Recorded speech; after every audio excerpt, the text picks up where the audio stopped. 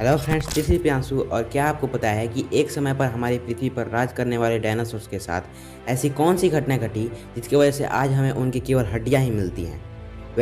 इस क्वेश्चन के आंसर को जानने के लिए इस वीडियो को शुरू से लेकर अंत तक जरूर देखिएगा। हमने इस सीरीज के पिछले 3 एपिसोड्स में ये जाना कि हमारा ब्रह्मांड, हमारी पृथ्वी और हमारा चंद्रमा का जन्म कैसे हुआ और हमारी पृथ्वी पर जीवन का आरंभ कैसे हुआ। तो चलिए इस सीरीज के एपिसोड 4 यानी कि इस वीडियो को शुरू करते हैं, जिसका टाइटल है end of dinosaurs and the beginning of homo sapiens.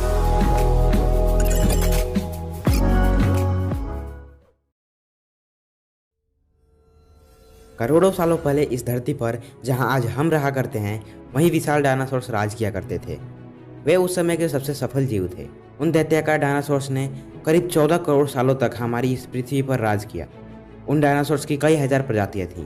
कुछ छोटे थे तो कुछ बहुत ही विशाल थे, कुछ शांत और शाकाहारी थे तो कुछ हिंसक और मांसाहारी थे। डायनासोर्स की कुछ प्रजातियां तो ऐसी भी थी जो कि उड़ सकती थीं और कुछ तो ऐसे थे जो कि समुद्र में भी रह सकते थे। डायनासोर ये शब्द 1841 में सर रिचर्ड ओवेन ने दिया था, जो कि 2 ग्रीक वर्ड डिनोस और सोरोस को मिलाकर बना है, जिसका मतलब होता है विशाल छिपकली। डायनासोर्स पृथ्वी पर करोड़ों सालों तक रहे, लेकिन वे भी कहाँ हमेशा के लिए रहने वाले थे। आज से करीब 6.6 करोड़ साल पहले इंटरस्टेलर स्पेस यानी कि हमारे सोलर सिस्टम के बाहर से एक छोटा एस्टेरॉइड का टुकड़ा हमारे सोलर सिस्टम में मंगल और बृहस्पति ग्रह के बीच स्थित एस्टेरॉइड बेल्ट में आकर एक बड़े एस्टेरॉइड से टकरा जाता है, जिस कारण वो बड़ा एस्टेरॉइड बेल्ट से निकलकर 3500 किलोमीटर प्रति सेकेंड के स्पीड से हमारी पृथ्वी की तरफ बढ़ने लगता है। वो बड़ा एस्टेरॉइड 10 किलोमीटर डायमीटर वाला था, कंपैरिजन के तौर पे माउंट एवरेस्ट जितना बड़ा, और उसका वजन लगभग 450 ट्रिलियन टन्स था। वो एस्टेरॉइड चांद के एकदम पास से गुजरा। अगर वो चांद से टकरा जाता तो शायद हमारी पृथ्वी पर होने वाला एक महाप्रलय टल जाता और डायनासोर्स का खात्मा नहीं होता। लेकिन नियति को कुछ और ही मंजूर था। वो एस्टेरॉइड चांद के एकदम पास से गुजर के हमारी पृथ्वी की तरफ तेजी से बढ़ रहा था। माउंट एवरेस्ट जितना बड़ा एस्टेरॉइड जब हमारे पृथ्वी के एटमॉस्फेयर में दाखिल हुआ, तब एटमॉस्फेयर के साथ उसका टकराव इतना ज़्यादा पावरफुल था, इतना ज़्यादा शक्तिशाली था कि उससे सुपरसोनिक साउंड वेव्स और शॉक वेव्स निकली, जो कि पृथ्वी की दूसरी तरफ रहने वाले जीवों के भी कान के पर्दे फाड़ दिया था। एटमॉस्फेयर में दाखिल होने पर उसका स्पीड 20 किलोमीटर प्रति सेकेंड हो चुका था, और वो इतना ज़्यादा स्पीड से मैक्सिको के युकेटन पेनिनसुला के सैलो वाटर्स में जाकर टकराया। उसके टकराने से वहाँ 150 किलोमीटर चौड़ा और 20 किलोमीटर गहरा गड्ढा बन गया। उस गड्ढे को आज हम चिक्सुलाब क्रेटर के नाम से जानते हैं। उस मीटियोराइड के टकराने मात्र से पृथ्वी की लाखों मैट्रिक टन धातु स्पेस में चली गई।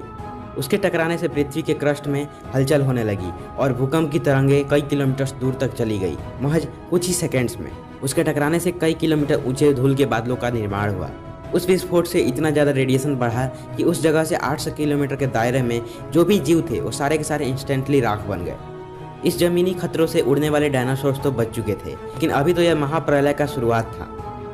उस टकराव से जो लाखों मैट्रिक टन धातु स्पेस में चले गए थे, वो पृथ्वी के गुरुत्वाकर्षक प्रभाव की वजह से फिर से पृथ्वी पर आग के गोलों के रूप में बरसने लगे।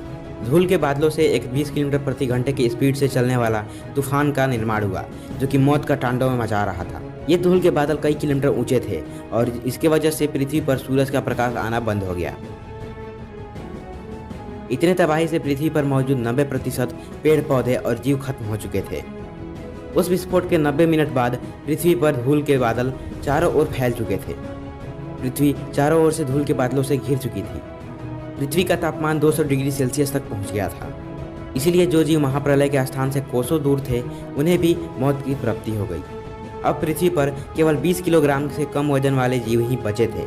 ऐसा इसलिए हुआ कि पृथ्वी पर महाप्रलय के बाद पेड़ पौधे और अन्य जीव मर चुके थे। जो बड़े डायनासोर्स बचे थे, उन्हें पर्याप्त भोजन नहीं मिल रहा था, उतना ज़्यादा ऑक्सीजन भी नहीं मिल पा रहा था, जिसकी वजह से वो भी मर गए, और केवल छोटे जीव जिन्हें कम मात्रा में भोजन चाहिए था, वही जिंदा रह पाए। इस महाप्रलय में कुछ जीव जमीन में छुप गए थे। डायनासोर्स का खात्मा एक दूसरे प्रजाति के लिए एक सुनहरा अवसर था। वो प्रजाति थी मैमल्स की, यानी कि स्तनधारी जीव की।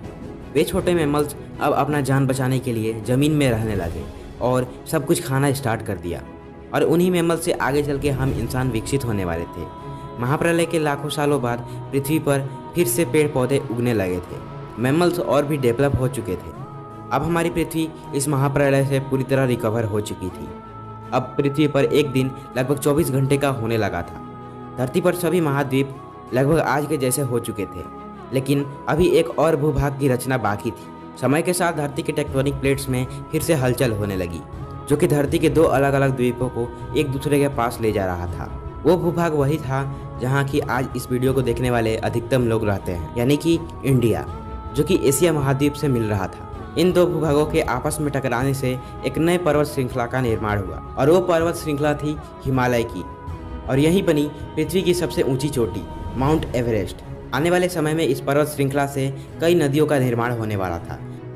पृथ्वी पर सब कुछ आज के जैसा हो चुका था, लेकिन अभी एक चीज़ मिसिंग था, और वो थे हम इंसान। अब तक हम इंसानों का जन्म नहीं हुआ था, लेकिन शुरुआत तो हो ही चुकी थी। आज से करीब 40 लाख साल पहले अफ्रीका के पूर्वी इलाके में एक नए पर्वत श्रृंखला का निर्माण हो रहा था, जो कि था ईस्ट अफ्रीकन रिफ्ट वैली। इस पर्वत श्रृंखला के निर्माण से वहां आने वाले मानसूनी हवाओं के लिए एक अवरोध बन गया था, जिसकी वजह से वहां के आसपास के जंगलों में बारिश होना बंद हो गया। इन्हीं जंगलों में रहा करते थे हमारे पूर्वज एप्स। ये पेड़ पर ही रहा करते थे, क्योंकि यहाँ उन्हें खाने का कोई कमी नहीं था। लेकिन अब बारिश ना होने की वजह से पेड़ पौधे सूखने लगे। तब वहाँ रहने वाले एप्स भोजन के तलाश में पेड़ों से नीचे उतरने का निर्णय लिया। ये थे आर्डिपिथिकस रेमिडस। ये हमारे पूर्वज थे जिन्होंने पेड़ों से उतरकर जमीन पर चलना शुरू किया। इनका दिमाग केवल एक संतरे जितना बड़ा होता था, और ये महज 4 फीट लंबे होते थे। लेकिन हजारों सालों के विकास क्रम के बाद हमारे पूर्वज अब 2 पैरों पर चलना सीख रहे थे, क्योंकि 2 पैरों पर चलने में उनकी कम ऊर्जा खर्च होती थी, और वो चलते चलते भी खा सकते थे। समय के साथ वे होशियार होते गए। हजारों सालों तक ये विकास की प्रक्रिया चलती रही। अब ये इतने विकसित हो चुके थे कि ये पत्थरों से हथियार बनाना भी सीख चुके थे, जिस कारण वे आराम से शिकार कर सकते थे। समय के साथ हमारे पूर्वज आग को कंट्रोल करना भी सीख गए थे, और आग पर वे मांस पकाकर खाने लगे। आग से उन्हें सुरक्षा प्राप्त होती थी, जिसकी वजह से वे आग को और इस्तेमाल करना सीख गए थे। आग पर पका मांस चबाने में उन्हें ज़्यादा ऊर्जा नहीं लगाना पड़ता था, और वो ऊर्जा उनके दिमाग तक पहुंचने लगा, और वे और भी बुद्धिमान होने लगे। और ऐसे ही विकास क्रम चलता रहा। ये थे होमो इरेक्टस, जो कि अन्य जीवों से ज़्यादा होशियार थे, और ये मिलजुल कर रहने वाले जीव थे। ये अपना संदेश एक दूसरे को पहुंचाने के लिए अलग अलग आवाज़ें निकालते थे। इससे हमारे पूर्वजों ने भाषा का निर्माण किया, जिसके जरिए ये एक दूसरे की बातें समझ सकते थे और अपनी बातें बता सकते थे। ये अब आखिरी विकास क्रम था। आज से करीब 2 लाख साल पहले होमो सेपियंस विकसित हो चुके थे। अब हम आपस में मिलजुल कर रहने लगे थे, एक दूसरे की बातें समझते थे। हम हथियारों का निर्माण कर चुके थे, जो कि अब हमारे पूरी दुनिया में सबसे बुद्धिमान जीव होने का प्रमाण था। और धीरे धीरे विकास क्रम होता गया, और होमो सेपियंस और भी विकसित होते गए, और आज हम इतने ज़्यादा विकसित हो चुके हैं। तो दोस्तों, अब हम अपने समय में आ चुके हैं। अब हम ये जानते हैं कि ये पृथ्वी और ये चंद्रमा और जहाँ आज हम खड़े हैं, ये सब की शुरुआत कैसे हुई थी, यहाँ तक कि हम इंसानों का जन्म कैसे हुआ था। लेकिन हमारा सफ़र यहीं पर ख़त्म नहीं होता। हमें तो ब्रह्मांड के और भी रहस्यों को अच्छे से समझना है। सो आज की इस वीडियो को यहीं पर एंड करते हैं, और इस सीरीज़ के 4 एपिसोड्स में हमने ब्रह्मांड की शुरुआत से लेकर आज तक के सफ़र को अच्छे से समझा। तो अगर आपको ये वीडियो पसंद आया तो इस वीडियो को लाइक कीजिएगा, और अपने फ्रेंड्स और फैमिली के साथ शेयर जरूर कीजिएगा। और हाँ, अगर चैनल पर नए हो तो चैनल को सब्सक्राइब करके बेल आइकन को प्रेस करना मत भूलिएगा, ताकि आगे आने वाली अमेजिंग वीडियोज़ आप मिस ना करो। So guys, this is Priyanshu, and I'll see you guys in the next video with a very amazing topic. Till then, be better yourself.